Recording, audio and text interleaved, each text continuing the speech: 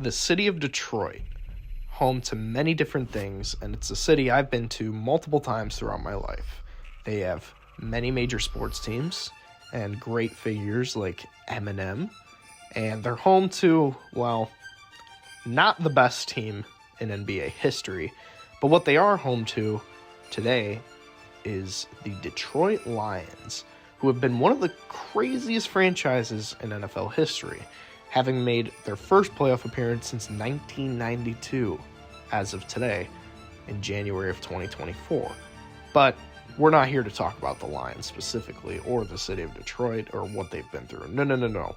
We are here to talk about one of their players, Amon-Ra St. Brown, who has one of the most interesting cases and backstories I have ever heard from any athlete. Specifically, his early life is crazy. Just that whole process he went through with his family. That's what I want to talk about and focus on the most. But in this video, I will be talking about his early life, his high school career, his college career, the NFL draft process, and broadly look at his professional career with the Lions thus far. If you enjoy this type of content, feel free to leave a like, subscribe, and enjoy my research project over here from Metro Athletics. Alright, so Amon-Ra St. Brown was born on October 24th, 1999 in Anaheim Hills, California. And I think we all can agree his name is very unique. But what's really interesting is the story behind his name. When hearing this name, I just had to know there was something behind it. And turns out there was. His parents named him after the Egyptian god Amun, who was the solar god of wind in ancient Egyptian culture.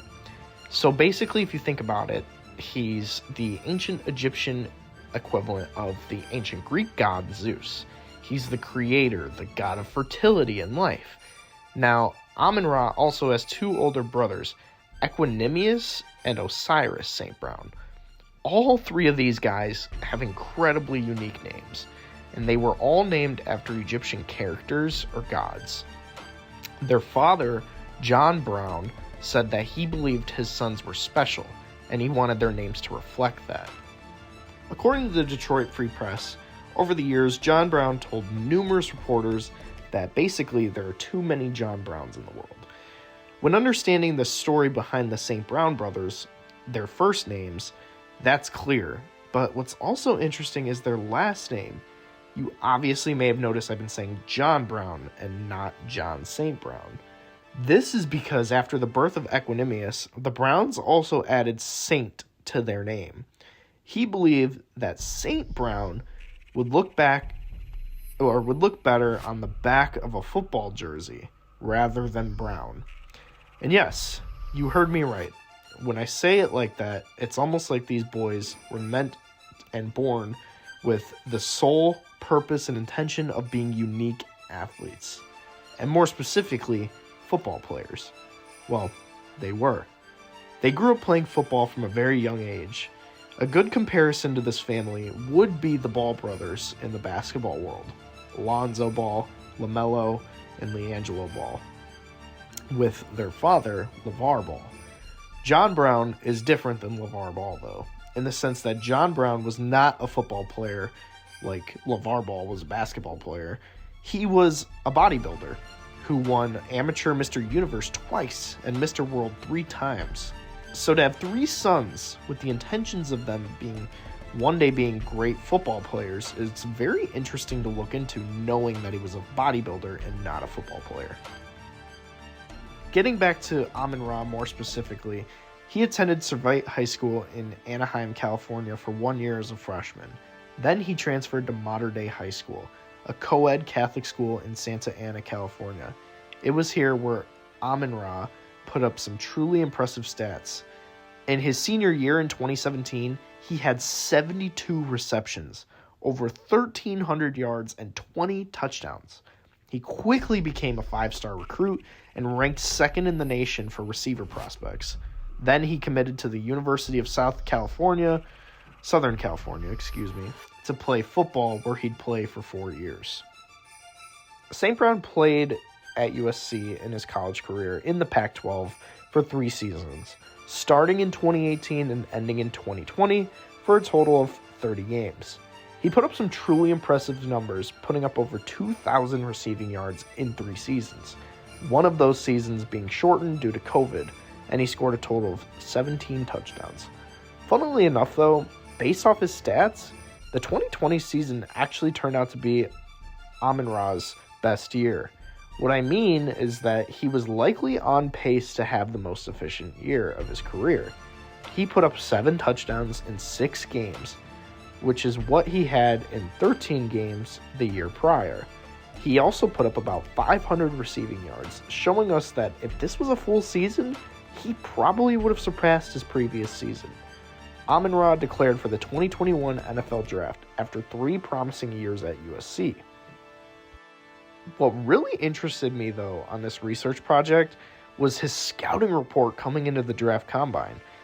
So, basically for grading, a grade of an 8.0 is perfect. It's literally listed on NFL.com as the perfect prospect. And the lowest grade you can receive is a 5.6, which is candidate for bottom of roster or practice squad. So between a 5.6 and an 8.0, you want to be somewhere in the boomer bust potential to, year 1 starter to perfect prospect. You definitely do not want to become a candidate for bottom of roster or practice squad. So Amon-Ra's score was a 6.21. So that means he will eventually be an average starter.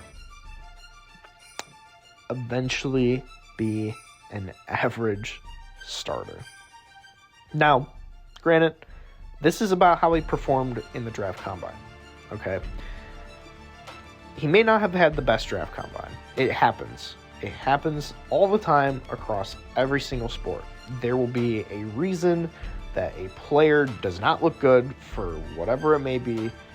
Maybe the pressure gets to them, they just don't perform, whatever. It happened this year in the NBA draft combine with Cam Whitmore, who was projected to be a high lottery pick and ended up falling into the 20s, despite being probably a top prospect. And the Houston Rockets ended up selecting him and stealing him late in the NBA draft. So this 6.2, it's a good score, but in retrospect, it's not the best score at all. So yeah, this really interested me to look at, especially because I, wasn't really looking into this during the 2021 NFL Draft, and this was really interesting to see in retrospect because, man, this didn't age well. Saying Amon-Ra has the talent to be an average starter is wild. He was projected to be a 2nd round to early 3rd round pick, but he ended up falling to the 4th round, getting selected 7th overall in the 4th round by the Detroit Lions. There were plenty of good receivers selected ahead of him. Don't get me wrong. Some of those names include Jamar Chase, Jalen Waddle, Devontae Smith, but man, Amon-Ra being the 17th wide receiver drafted in the 2021 draft, it's crazy to me.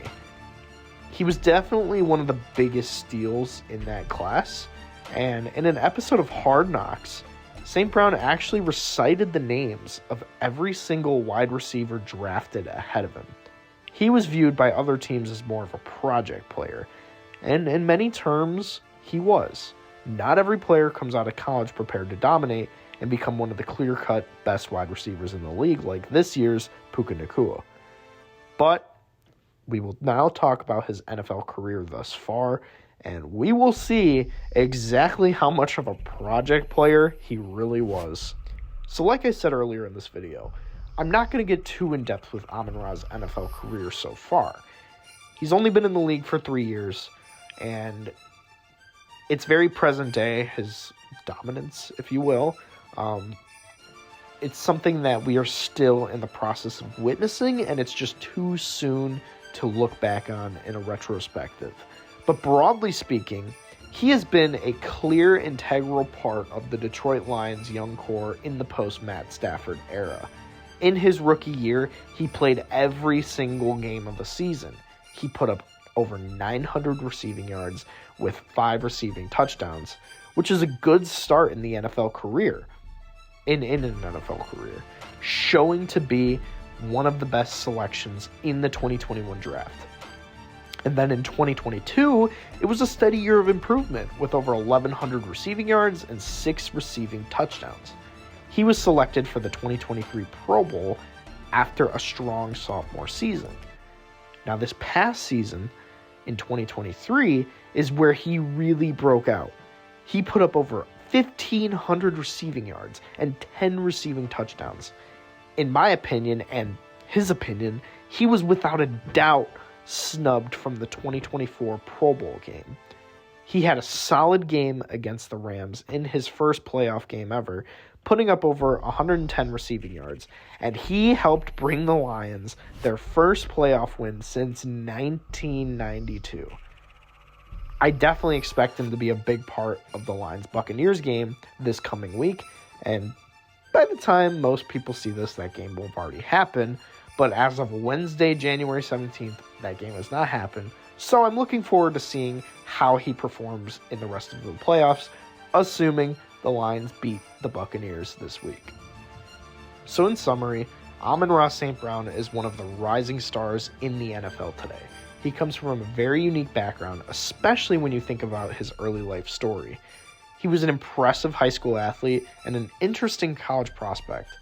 His draft combine scouting report definitely didn't age well, but it definitely played a crucial role in leading him to the right place at the right time, playing for Dan Campbell and the Detroit Lions. He's an essential part of their young core, alongside guys like Jared Goff, David Montgomery, Jahmyr Gibbs, and Sam Laporta, to name a few. He's going to have a great career, and I'm excited to see what he accomplishes. If you like this video, please leave a like and subscribe. I'm new to this sort of content creation, and I'm definitely interested in doing more videos like this. Maybe the next one will be more in-depth, and I'll do somebody who's had a longer career. And I'm also interested in doing NBA content as well as NFL content. So if you're interested in that sort of style video across both of those leagues, please subscribe. Leave me any feedback you can. I'm definitely trying to improve. This was my first video on this channel, and I really appreciate you watching.